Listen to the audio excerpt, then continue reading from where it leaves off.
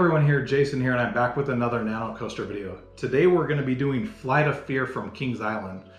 This is actually the most requested video that I get on the channel, which is something that I didn't think would ever happen, but I've actually had 3 or 4 people now message me or comment on other videos, please do Flight of Fear, please do Flight of Fear.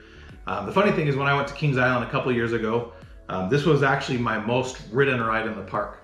I was there on a rainy day, I had express pass, and so every time the rain started and everything shut down, everyone ran over to Flight of Fear, and it had an hour-and-a-half wait, but I had express and not very many other people did, so it kind of became real easy to marathon. I rode it 14 or 15 times.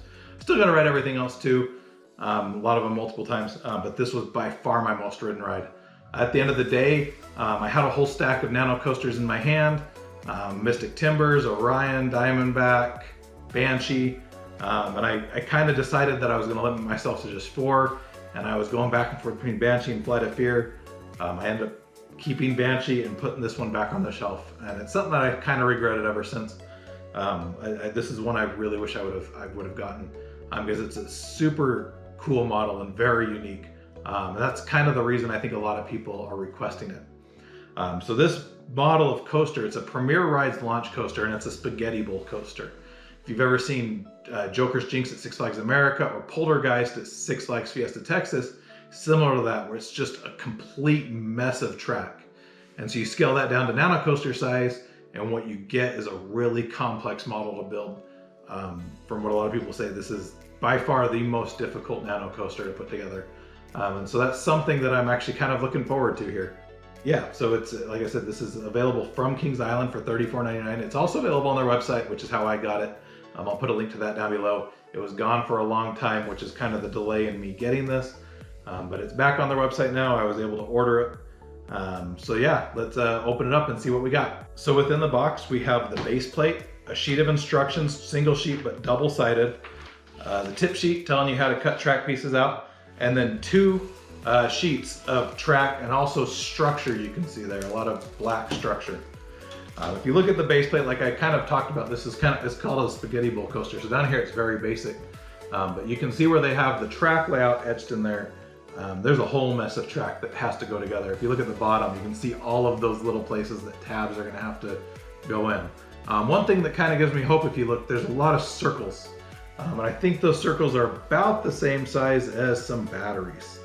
And so we're actually going to probably be using slightly different technique when putting this coaster together. As I also mentioned, this is an indoor coaster.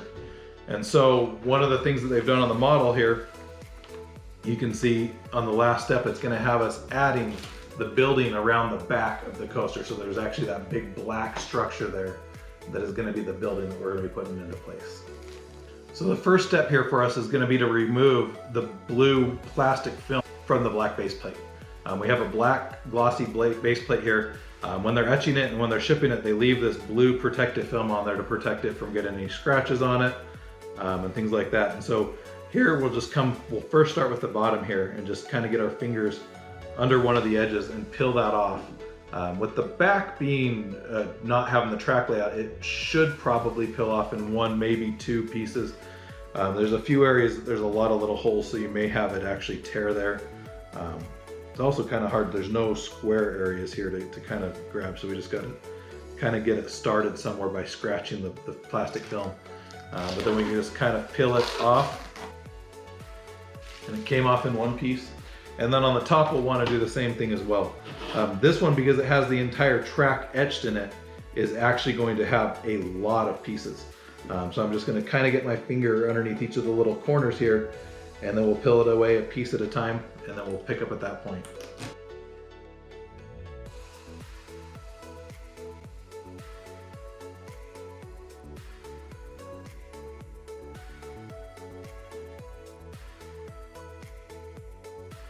So there we have the base plate all cleaned off.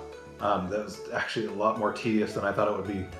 Peeling that off actually took longer than assembling the entire Tornado Nano coaster, the video that came before this one. But we got it all off. Now, if you've seen my other videos, you know that the next step I like to do is to add a little logo to the base plate. The kit does come with a little sign that has the logo on it, but I like to have something a little bit larger.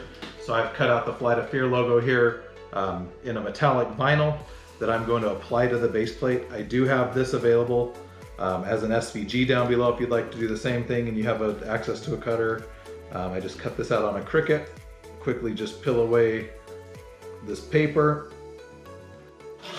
and then we'll apply this logo here to a part of the base plate that doesn't really have anything on it, and then peel away our transfer tape. And so there we have a really large Flight of Fear logo right there on the base plate. So our next step is going to be to cut out each of the pieces here. As I mentioned, we do have two sheets of track pieces here. Part of that's because we have this very large structure here in the back. Part of it's because we just have a lot of track pieces with some really high supports. This means that you're going to have a lot of flimsiness. You're going to have to be very careful not to bend stuff too much. Now to cut this out, if you notice around the little track pieces, you have these little tabs here. You just want to get a pair of flush edge wire cutters or nail clippers. The tip sheet says use nail clippers. I like to use the flush edge wire cutters and just kind of go around very carefully and cut everything. Now when you do this, these little tabs that are connected are going to create very sharp edges. So you want to be very careful not to cut yourself. I've cut myself several times doing these kits, so you just really want to be careful. I typically only cut myself when I get a little bit reckless and start flinging stuff around.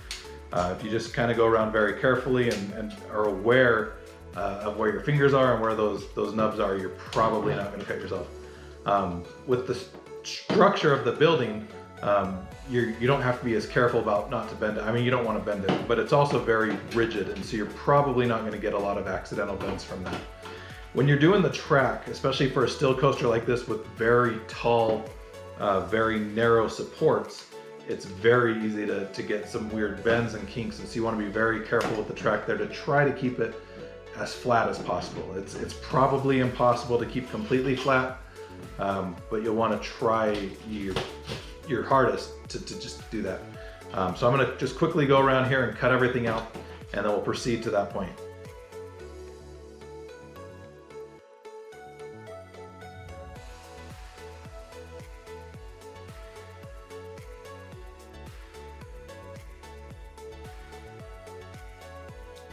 So there we have all of the track pieces cut out, and now it's going to be time to begin assembly.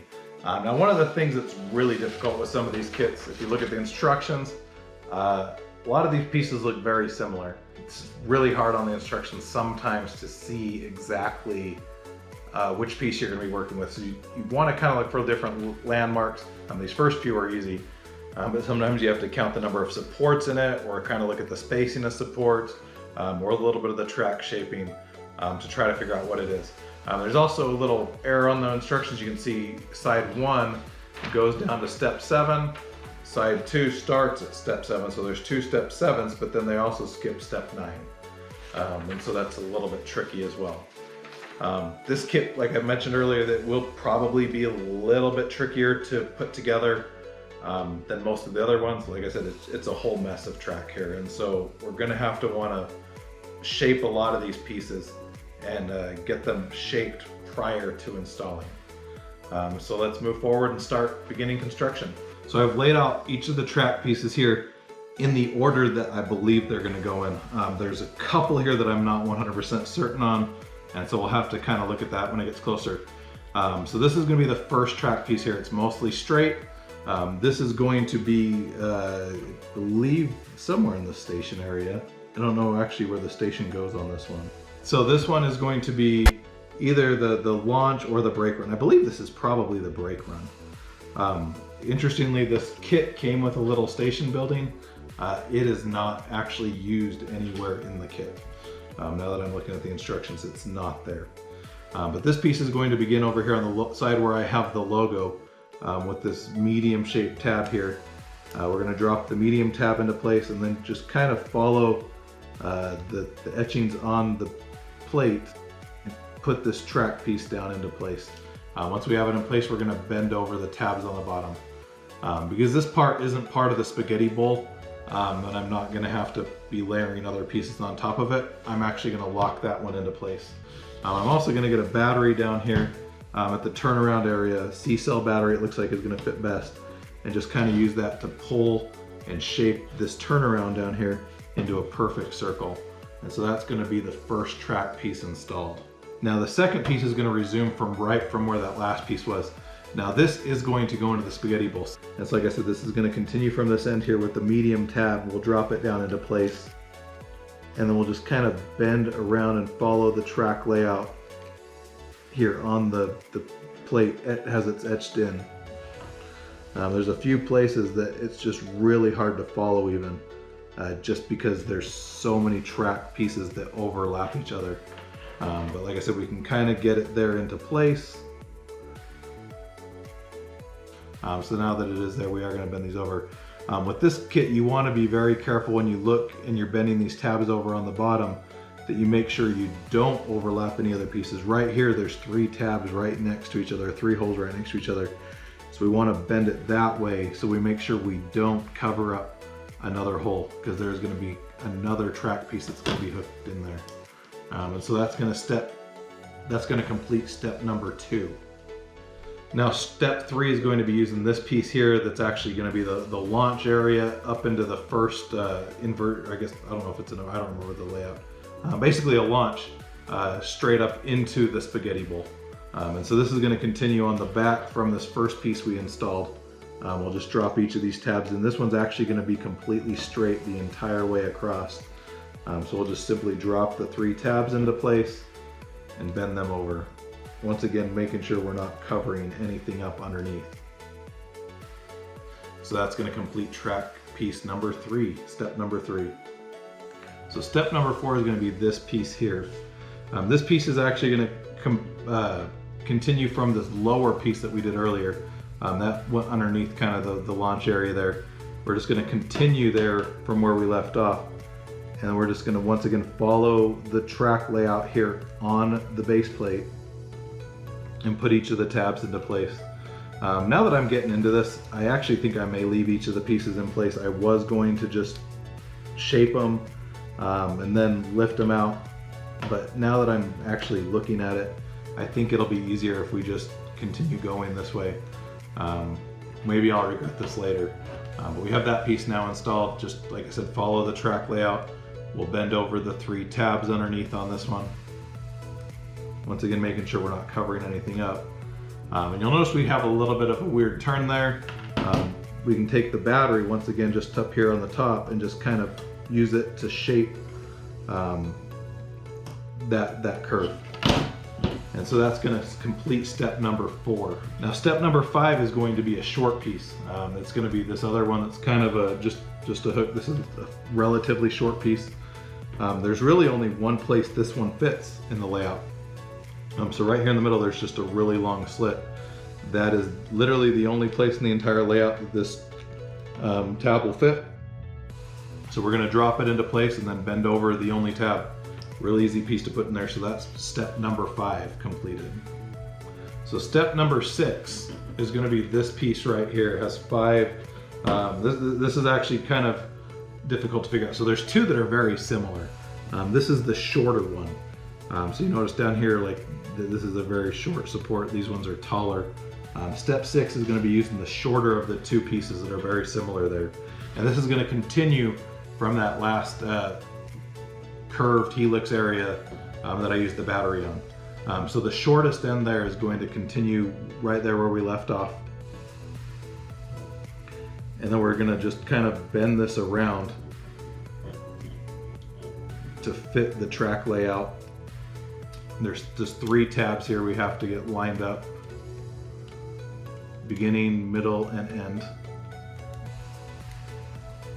And we'll push it down into place.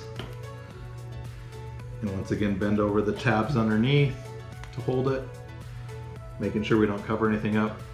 And then now that we have that there, I'm once again going to take the battery and just kind of force it in there and then use that to kind of shape the curvature of the track. Also right here where the track pieces meet up, you'll want to make sure you bend it just to make sure that they actually meet up. And so that's going to complete track piece number 6. So track piece number 7, step 7, the first step 7 is going to be this other piece that's very similar to that last one that we used. This one's actually going to be going right here on the back edge. So this middle tab is going to be going in that back area. Now these two ends are a little bit different heights. The shorter end here, I believe, is the one that's going to be going on my left, your right. Yeah, so we can just kind of start inside of there with that tab. And then just kind of bend around this back area, put this middle tab into this little hole in the very, very back of the layout. And then continue curving around very gracefully to the third hole that's gonna hold this third tab on here. Once again, bend over the tabs, making sure we're not covering anything up. It's really starting to get very busy inside of the layout here. And you can kind of see on the bottom, there's a lot of tabs there. Now the shaping on that, once again, is really bad. So I'm gonna grab a battery. This time I'm gonna grab the D cell. It's a little bit wider turn. So I'm gonna grab the D cell and just kind of push it in there, kind of use that to shape the curvature of the track there. That piece doesn't hook onto anything yet, so I don't know how that's gonna look. But for now, we'll have that. Now the second step 7 is going to utilize this piece here with kind of the dive loop. I think it's a dive loop, looks like a dive loop. Like I said, I don't know the layout of the coaster extremely well, and so I'm just kind of going based on what the elements look like. This piece is actually going to bend around quite a bit within the layout. In fact, I'm just gonna grab a D cell battery here and just kind of wrap it around the battery, just because I think this is gonna be necessary. And the D cell may not even be tight enough, but it will get us a start. And so, like I said, I'm just gonna wrap the piece around there to kind of get this piece curved a little bit. Now we can come inside of here. In fact, it's not going to be small enough at all. Maybe the C cell will be better. The top of the track has basically got to bend beyond where it starts at. And now we're going to drop this medium tab at the bottom of the dive loop looking structure down into this medium slot, and I'll bend over the tab underneath to hold it. And then we just kind of have to look at the etchings on the base plate and try to match everything up, match each of these tabs up with a slot in the plate, and hope that they line up. That's not usually what I like to say when you're building one of these models, but this is an extremely tight kit. Not a lot of room for error. So this one does have like 4 tabs here on the bottom. And like I said, we just kind of got it curved around just like that in there. And then underneath, once again, we'll bend over each of these, making sure that we don't cover anything up. And so that's gonna be that piece there. Once again, we'll take the battery after the fact and just kind of put it in there. Use this to kind of round out the piece just a little bit more. Just kind of give us a really nice round shaping on the track right there. So that's going to complete track piece number 8, but the second step 7.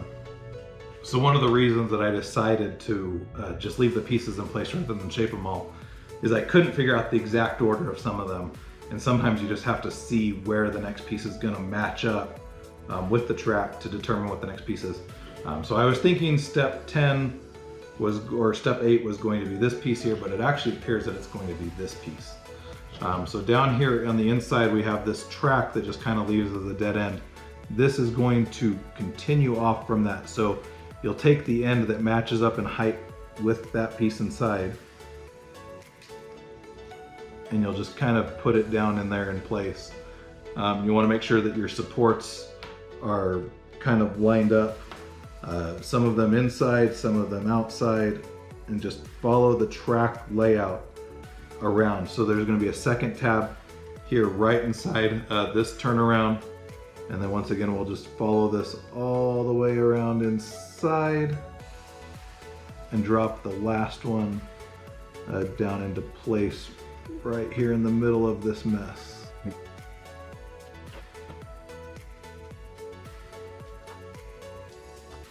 So there's an area where I accidentally covered up a hole that I didn't even see. So I had to bend the tab the other way. But once again, we should be able to now hopefully get it down into that hole. That's going to leave us 3 tabs here that we need to bend over to lock into place.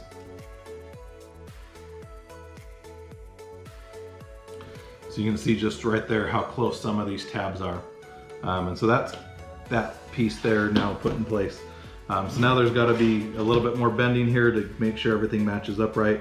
Right here where these 2 track pieces come together, need a little bit of bending. I'm actually going to grab some needle nose pliers so I can get in there really close, really tight, and just bend that into shape. And then just out here on the outer edge, I'm going to use a battery. I'm actually going to use a C-cell, the diesel, just a little bit too big, just to kind of give us a little bit more graceful shaping on this curve. Probably not going to get it just perfect, but if we can get it mostly right, like I said, it's a spaghetti bowl coaster. It's a mess of track. It's just a tangled web of track, and so that's going to complete step number 8. So step 10 is going to be this piece here. It's going to kind of go around the front edge here. It's a little bit tricky to see exactly where. I'm actually going to pre-bend it a little bit here. I'm going to grab this D-cell battery and just kind of wrap it around it loosely. We don't need a sharp bend. But we're actually going to start here right next to this final drop. I guess it's not a final drop. Whatever this drop piece is, there's a tab there in place.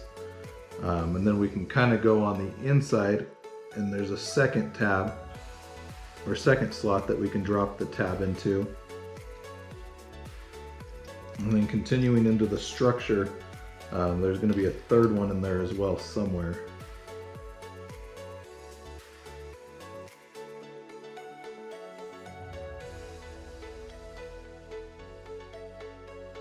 So I actually found a piece from earlier that I had slightly misaligned.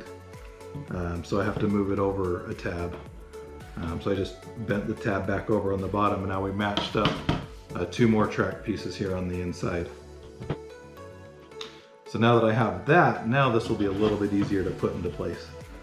So once again, still a very tight fit. There's a tab right here on the outside. There's one right on the outside of this turn, and then there's one right in the very middle of the spaghetti bowl mess. Hopefully we can push these 3 down now. And then once again, bend over the tabs underneath, making sure we're not covering anything. Like I said, it's getting pretty tight under there. And now with that, we can hopefully bend some of these track pieces just to fit together a little bit better. And then also grab the D-cell battery here and just come around this outer curve and just make sure we get it just a little bit rounder. Definitely messed that up a little bit. But that's going to complete step number 10. Now step number 11 is going to be this piece right here. This is going to connect our 2 vertical spikes there. And so this piece once again is going to need to be bent as well. I believe it's just a mirror image of itself. And so you shouldn't really matter which way you do it. So I'm just going to kind of take the D-cell battery here and start to wrap it around there. Just to kind of get a little bit of shaping. We'll get better shaping once we've installed it into place. And now this is just going to fit down here. We're going to start here on the outer edge with the 2 supports that are going to go in and connect the downward portions of the track into the 2 pieces that go straight up. So we'll do that. And then on the inside, we'll have to line up 2 more tabs. The pliers have definitely proven to be a little bit handy with this kit. Like I said, it's very, very tight fits with a lot of these pieces. So your fingers don't fit in there very well. This one I kind of got it there. So we got all 4 tabs down there lined up. Bend over the tabs here. And so there's that piece there now. Once again, we'll grab a battery. I'm going to use the C-cell. It's probably a little bit too small, but it's also the only one that will fit down into the bottom portion of this. Just kind of use it to shape the track once again. We want to make the track be as graceful as possible. Coaster track should be graceful, and so we can put that there and kind of use that to shape that piece of track there. So that's going to complete step number 11. So track piece number 12 is going to be the last piece. This is going to connect the track here at the top to this track piece down here. Only two places that actually have connection points left. So for this, we're going to start by pre-bending it a little bit. Just like that, just grab the D-cell battery and just kind of wrap it around it. Get a little bit of shaping. It's probably not perfect, but it doesn't have to be perfect yet. Now we can drop this down into place. So the taller end is going to go here closest to the tallest support, of course. The second tab is going to have to be inside of these helixes as well. And so we'll kind of line that up there. So we're going to try to drop this first tab down into the slot. And then I'm going to try to line up the third one actually.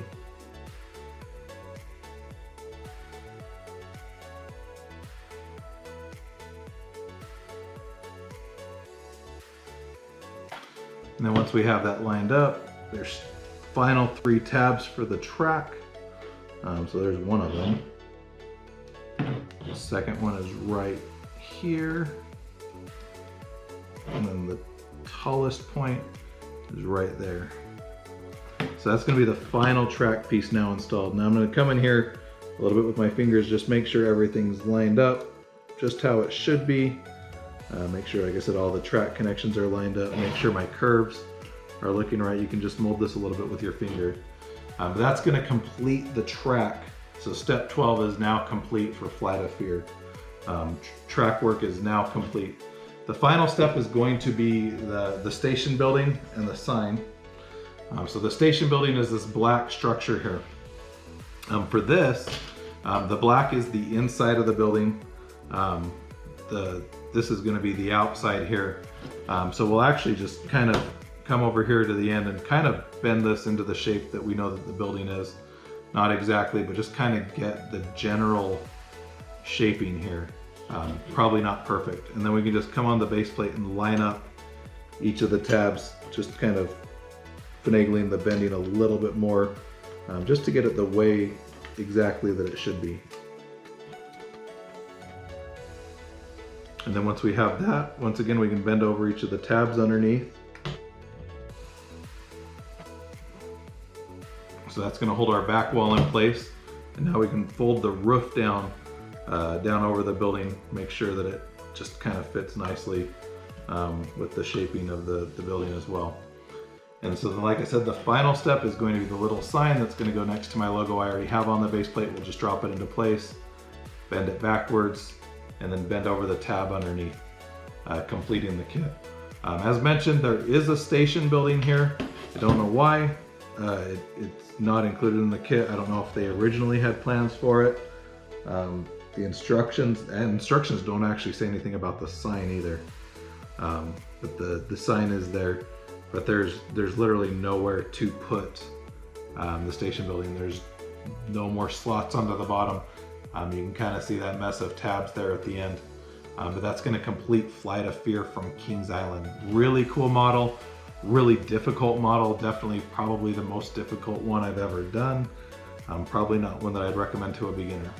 So if you've seen my other kits, you know that the last thing I like to do is to add a felt bottom to the coaster.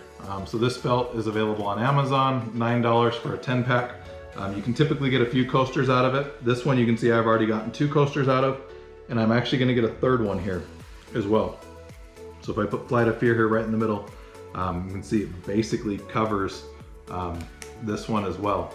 And so here I'm just gonna, this is an adhesive felt, so I can just kind of trace along here on the white backing paper, the outline, using as big of a straight edge here as I can from the actual felt.